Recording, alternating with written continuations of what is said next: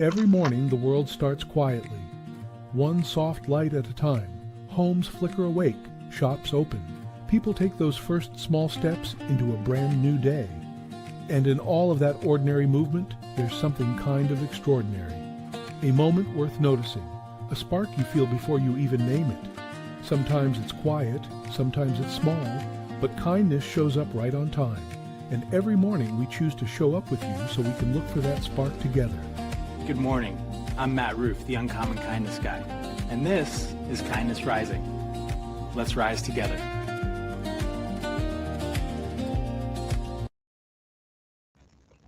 Yes, indeed. This is Kindness Rising. Top of the morning to you, Mr. Billis, and Ms. Jess, rocking it this morning. And we are here on Kindness Rising. Have you ever had an idea that sounded absolutely brilliant? Right up until the moment it wasn't? Maybe it was a purchase. Maybe it was a text message. Maybe it was a social media comment or that second helping of dessert. Or maybe it was a baseball promotion involving unlimited 10-cent beer. What could possibly go wrong? Well, today we're going to find out for sure, because on this day in 1974, a Major League Baseball team accidentally created one of the most legendary disasters in sports history. And believe it or not, it just might have something to teach us about relationships. Rocking the theme. Good morning, everyone, and welcome to Kindness Rising.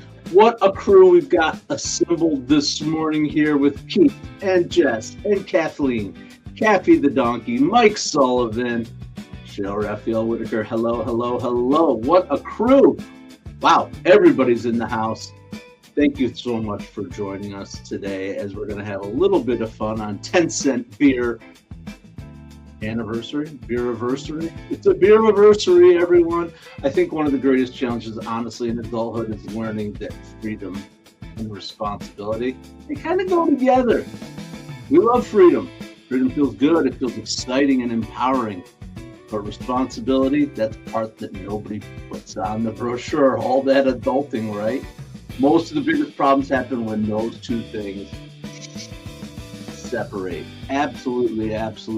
Xavier, what's up, dude? Welcome in. I am glad you're here. Subscribe to the channel. Join me every weekday morning, 7:30 a.m. Eastern, for a little bit of more high fives for humanity, less rage bait, and just a little more fun. Light way to get started, a little education, a little history reminder. We're going to do a who's who. Don't forget about our who's who. I'll be giving you a clue shortly. First clue of 3, then we can do our reveal. And next, we'll continue to talk about what happened today and how it relates to what we talk about here on Kindness Rising. Absolutely. Most of the biggest problems happen when responsibility and freedom get separated. Without financial responsibility, the freedom to spend money, that doesn't really work, right? The freedom to speak without considering its impact, the freedom to react without taking a breath, the freedom to hit send without reading it one more time. We've all had our own version of the 10-cent beer night, moments when we ask, what's the worst thing that could happen? And life responded, hold my 10-cent beer. I got a list. That is what we're going to talk about a little bit later, that 10-cent beer. But first, of course, we got to do it. We got to get involved in the chat. Come say hello. Kindness Rising on Mornings in the Lab Network every weekday morning, 7:30 a.m. Eastern. Subscribe here. Join us, then watch the other channels at mornings.live. Yep, that's it. That's the one. Or check out Mornings in the Lab with Keith, John, and Friends on YouTube or wherever you're watching. And check out It Starts With Joy with Cheryl Raphael Whitaker. And check out Thoughts and Coffee with Sarah Barnes Humphrey when you want to know more about what's going on in the world of supply chain. We've got it all. What the Truck with our guys from the U.S. military, showing the way that veterans contribute when they come home. More shows being added on the regular on Mornings in the Lab Network, and you are here with it. And I'm here every day, 7:30 a.m. Eastern, to get you up with a little bit more hope and humanity. And of course, to have a little fun. Who in the world? Who in the world are we talking about today? Let's add our clue to the stage and talk about it. This is a person before becoming a media icon. They survived one of history's darkest chapter as a child refugee during World War I. Not two, one, not three. That's on the way, but it hasn't happened yet. World War I. Childhood refugee. There you go. This is our first clue on our who's who. Who's who? All right. Yep. But let's get into it. Let's do it. Let's do our wait. That happened today? Yep, it's wait that happened today, June 4th, 1974. Where were you? Do you remember where you were June 4th, 1974? I don't. I was 2 years old. I don't remember it. Perhaps my father was involved. I don't know. The Cleveland Indians. The classic Cleveland Indians. Remember the movie Major League? Yep. Struggling to attract fans. And somebody came up with this idea. Let's just give people 10-cent beers. Everybody will come for 10-cent beers. What could possibly go wrong? Whew. Beer was sold just 10 cents a cup. And there was technically a limit, but fans could just go back and buy more. And this wasn't exactly a common environment to begin with. Absolutely. There were tensions between the two teams that were playing from previous games. The crowd was energized, the emotions were high, and as the evening unfolded, things got progressively stranger. Things are gonna get stranger. Let's get on with the show. You guys know that song? Things are gonna get stranger. Fans ran into the field. Firecrackers set off in the stand, objects thrown. At one point, fans were literally stealing the bases from the baseball field. Not the concept of stealing bases. They were actually picking up the bases and running away with them from the field. And then in the ninth inning, it just exploded. Hundreds of fans rushed the fields. Players from both sides wound up defending themselves. The Rangers, the visiting team retreated, and Cleveland forfeited the game. But 10-cent beer night was a great idea, right? That's what fascinates me. They brought people into the stands. We have to be careful about unintended consequences. And certainly nobody planned for riot. Nobody woke up in the morning hoping things would spiral out of control. And everyone intended to go there to have a good time. Unfortunately, that's often how problems begin, not through bad intentions, but through lack of boundaries, through poor planning, and through failing to think one step ahead. No more 10-cent beers in Major League Baseball stands. You weren't even thought of yet, Jess. That's funny. Yep. I hear you. All right. Well, you have the advantage of youth then, I guess. Welcome in, Jess. Of course, I appreciate the way you participate so much with our show.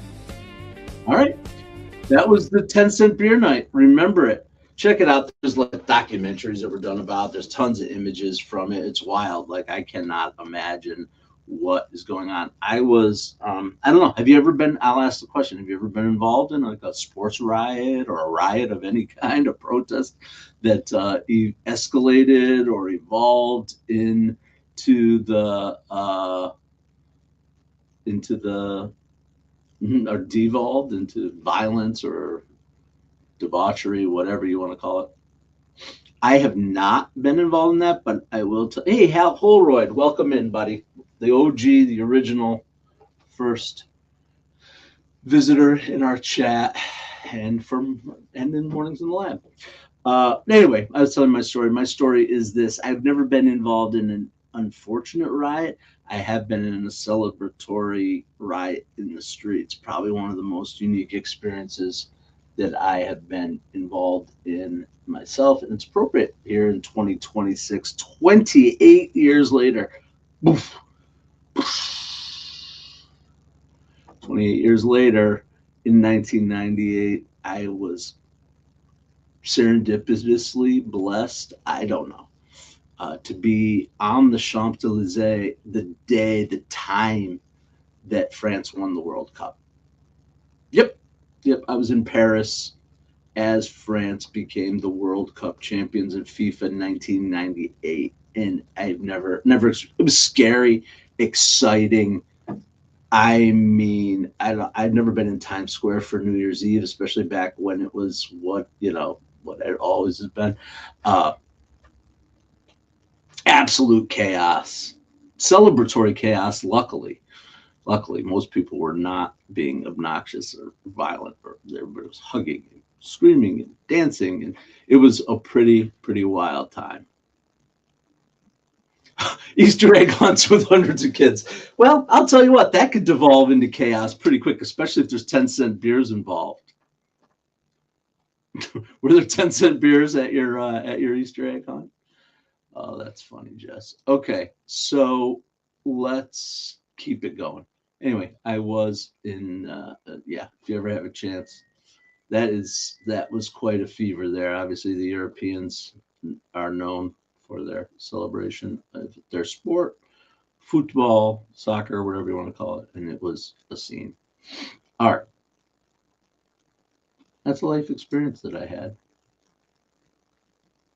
Oh, you saw a fight, Kathleen? I hate that.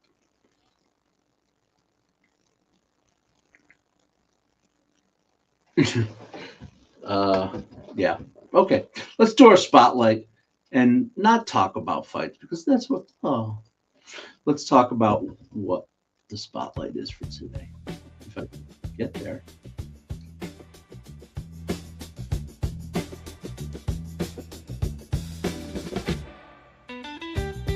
There it is, the famous Kindness Rising spotlight drop, and today we're talking about this. The National Conflict Resolution Center. There's a 10-cent beer night out of anything. It's rarely that conflict begins at its most extreme level. It absolutely escalates. Emotions rise, one bad decision becomes another, communication breaks down, and people stop listening. They start reacting, and before long, everyone is wondering, how the hell did we get here? The National Conflict Resolution Center helps individuals, families, workplaces, schools, and communities develop the skills needed to navigate disagreements before they become full-blown conflict. Absolutely. Probably a skill we all could use a little bit of. The conflict isn't the problem. That's part of being human. We embrace the conflict. The challenge is how to handle it productively. How to listen without immediately preparing our rebuttal, or how to find solutions instead of winners and losers. That's what conflict resolution is all about. And sometimes the strongest thing you can do isn't to win an argument. It's to invite someone to help you find a path forward, to help everyone find a path forward. 10-cent beer night became famous for how badly things escalated, but most conflicts don't ever have to reach that point. And that is what the National Conflict Resolution Center can help us do. That's it. That's the spotlight for today. Thank you. Thank you. Thank you. All right, here we go. Are we ready for more of Who in the World? Who in the World? Have we guessed it yet? But that's not what I want to have on the stage. There it is. Boom. Before becoming a media icon, this person survived one of history's darkest chapters as a child refugee during World War I. I have a feeling some of you might know it from this second clue. Standing just 4 feet 7 inches tall, this person became one of the most recognizable voices in American media during the 80s and the 90s. A childhood refugee during World War I who became a notable voice in American media during the 80s and 90s. Oh yes, quite diminutive person too, as well. 4'7" diminutive person. Kathleen, I figured you might have the answer. I'm going to guess that others might too. An argument can turn into a conversation with patience and empathy. I love that, Jess. Absolutely, thanks. All right, that was clue number 2. All right, are we ready? Okay, how's everybody doing out there? Sully, haven't heard much from you today. How are you doing, buddy? I saw your posts, your LinkedIn's. I love it. I love the way you're connecting so much with us here at Mornings in the Lab. Jess, of course, and Kathleen. Anybody who wants to come and join us, you are all welcome. But Sully, your acknowledgement of your work and the impact that getting up early and getting going out on LinkedIn was inspirational to me. It means something to me. And the fact that you reposted a video of us and talked about it, promoted the show, that's what's meaning to me. Not promoting the show, not promoting the network, it's promoting the work we're doing to get people up and get going bright and early. Subscribe to the channel right here on Kindness Rising. Don't forget to join Mornings in the Lab with Keith, John, and friends at 8 o'clock and all the shows on the Mornings in the Lab network, where we wake up on the right side of the bed with a little bit more high fives for humanity and a little less rage bait. Thank you, everyone, for joining me. Okay, here we go. Let's talk about our kindness. I'm calling it the kindness current now. I don't know why. It's just what I call it in my head a little bit. But oh boy, anybody else a little scared about the discovery that happened there down in Texas? They can easily get us scared. Strange news stories when the name sounds like a rejected professional wrestling character. The screwworm. Ladies and gentlemen, in this corner, the screwworm. And yes, it's real. This week, agricultural officials confirmed the case of the New World Screwworm in South Texas. Absolutely. A major response from the USDA and state officials there. Before anybody panics, though, we want to talk about the name and what it does. 2 famous screwworms. I can't get them saying screwworm. It's so funny. The New World Screwworm, that lives right here in America. The Old World Screwworm, that lives primarily in Africa, Asia, and parts of the Middle East. Same nightmare, different hemisphere, like in Coke and Pepsi. But guess what? Nobody wants either one of those. And why is it a big deal? Right? Most insects, this is kind of disgusting, but it's true. They'll feed on dead tissue, right? That's why we see flies and bugs on dead roadkill and all that stuff. But screwworms, they'll really screw you. They feed on living tissue. That makes a threat to livestock, wildlife, pets, and unfortunately, occasionally humans. Oof. Flesh-eating bacteria. That's what when they talk about flesh-eating, it's not bacteria though, flesh-eating insect.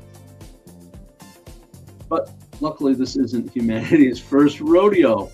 One of the cool side stories you've probably never heard of is that the United States largely eliminated screwworms decades ago by releasing millions of sterile flies into the wild. We fought flies with more flies. Science is weird and wonderful. Officials are already deploying many of those same tools today. So despite the scary headline, this is less about run for the hills than it is smart people are handling it. And honestly, that's the kindness story here. Scientists, vets, veterinarians, that is, farmers, researchers, maybe some veterans, I don't know, people quietly solving problems most of us never knew even existed. And most of us woke up this morning without thinking about flesh-eating insects. And if those people are doing their job well, we won't have to do it tomorrow either. That is the screwworms. All right. Wish we didn't taste so good. Seems like we're on many bugs menus. That's right. Oof. Yeah. All right. Jess and Kathleen, keeping the chat alive today for us. I appreciate you. I appreciate you. Both of you kind of have a hunch. I figured you might. I don't know. After stumping you with Marvin Hamlish, I forgot who. I forget who. Skin So Soft. Avon Skin So Soft. Magical bug repellent. I agree. My father taught me that when he always carried a thing of Avon Skin So Soft in his golf bag. And he used to get made fun of for it until the bugs came out. He's like, I'm fine. Avon Skin So Soft. I don't know why. Why is that, Kathleen? Do you know? It's definitely like a Gen X hack, not hack, but product repurpose. I don't know what you'd call it. But yeah, I agree. All right. Anyway, enough of these silly kindness current news. We got to get to our third clue. Time is wasting, and I'm sure that you guys probably already know, but all right. We talked about the fact that this person was a media icon and survived a dark chapter as a childhood refugee in World War I, and that they were just 4 feet 7 tall. Wow. One of the most recognizable voices in American media during the 80s and 90s. And lastly, there's the one that will probably open the floodgates of knowledge. Educators spent decades helping people talk about relationships, intimacy, human connection with honesty, humor, and surprisingly little embarrassment. Probably the first sex therapist any one of us had ever heard of. That's my third clue. I think you guys know who I'm talking about today. If I can get my thing going. There it is. Jess, you are on it. I'm sure Kathleen was too. Citronella plants. There you go. Kathleen, can I ask you a question? Why are you eating the skin so soft?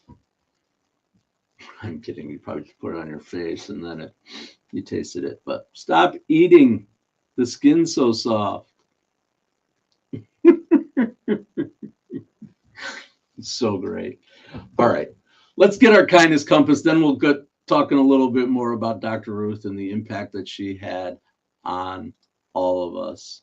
Kindness compass, because we always leave you with a little something to walk away with, a little something to, I don't know, a few ideas, things you can do today to take our ideas that we're talking about here on Kindness Rising and move them maybe a little bit into action and improve your day. 5 ways.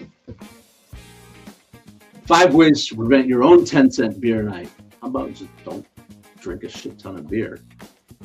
Sometimes it's fun to do that. But how about let's start with starting in the right headspace before you start drinking by pausing. Pausing before reacting. More regrets move faster. Most regrets move faster than wisdom. Absolutely. Just pause and ask what happens next. Consequences often hide one step beyond that immediate decision. It feels good at the time. Well, wait a second. Did we think it through all the way? I love this one. This is one that I haven't always practiced in my life, and one that I'm starting to learn how to do better still at 54 years old. Address small conflicts early. Don't let them fester. Tiny misunderstandings, they tend to grow when they're ignored, and people start filling in the blanks and making up stories and assumptions. Address those small conflicts early, and I bet things will cool down just a little bit for you. Number 4, seek understanding before victory. Love that. First, seek to understand. Wasn't that somebody said that, right? Absolutely. Winning an argument and solving a problem are definitely not the same thing. Definitely not the same thing. Solve a problem together. Sometimes your idea is the one. Sometimes it matches with somebody else's, but who knows? We just know that solving the problem and winning are not always the same thing. And remember that freedom and responsibility, they travel together. The healthiest relationships balance both. A little bit of freedom, a little bit of responsibility, and we're all moving forward. Kathleen, me too. We're conflict avoiders. We're conflict avoiders. I know that. I know that about myself. I'm always the mill guy. I'm the peacemaker. We know these things about ourselves, but we learn over time how to match that with the ability to set boundaries or to express ourselves fully, and right down to it as we age, giving less of a shit about what people think. That's what I know I have. I used to care so much about what people thought of me. I don't. And most people are just absorbed in their own shit anyway. So that's just the way it is. That's probably advice. Maybe not the kind of advice, but maybe I learned that advice from Dr. Ruth. Dr. Ruth Westheimer. Obviously, some of our people here remember. Anybody else out there? Dr. Ruth, the sex therapist from the 80s and the 90s, saying things that I remember being like, what? What is this old lady saying right now? And being so shocked about it myself. Absolutely. Dr. Ruth. But the way she talked about things was so accessible, right? Warmth, humor, compassion, without shame, without shames. And she helped millions of people have conversation they might have otherwise avoided. Kathleen, I get it. Yeah, I get it. You can feel a little cringy, especially when Dr. Ruth shows up and you're sitting there with your parents or your children, right? We all have those weird feelings, but it's important. It's important that we talk about things, and we talk about things honestly, and we listen carefully, right? She opened up worlds and ideas for people that otherwise would not have happened. She opened the door for so many more that have come after her, including our own right here on Mornings in the Lab, Brianna Bass, who shows up on Mornings in the Lab with Keith, John, and friends on Tuesdays, 9 o'clock. I forget what time exactly, but with her with her sex, intimacy, and relationship advice on Mornings in the Lab on Tuesday. So I'm sure that Dr. Ruth opened doors for Brianna. Anyway, that's it. We are winding down. We talked about Dr. Ruth. We talked about 10-cent beer night. Go have a couple beers, but keep it real. Yes, Jess, I agree. I think it's important, though, that we put it in context and in light, right? Academic subject. Yeah. And not an embarrassing. It doesn't have to be embarrassing. Sometimes it's salacious or whatever, or funny. We make a lot of jokes about that. But Dr. Ruth definitely put a different spin on it for us and made conversations that otherwise would have been less comfortable, more comfortable. All right. The end. So that's it. We have wound down on another day here at Kindness Rising. But we're just getting started on the Mornings in the Lab Network. Get on over to Mornings in the Lab with Keith, John, and friends. Absolutely one of the strangest nights in sports history we learned about. Absolutely. And the question that usually isn't asked. What could possibly go wrong? What small thing did we ignore before it got here? Because kindness often lives in that space between impulse and action, between emotion and reaction, and between what we're free to do and what we're wise enough not to do. Absolutely. Thanks for spending your morning with us here on Kindness Rising. Get on over to Mornings in the Lab with Keith, John, and friends. And remember, just because something is 10 cents, only 10 cents, doesn't necessarily mean it's a good idea. Come back tomorrow. We'll talk about it some more. Until then, stay uncommon and stay kind.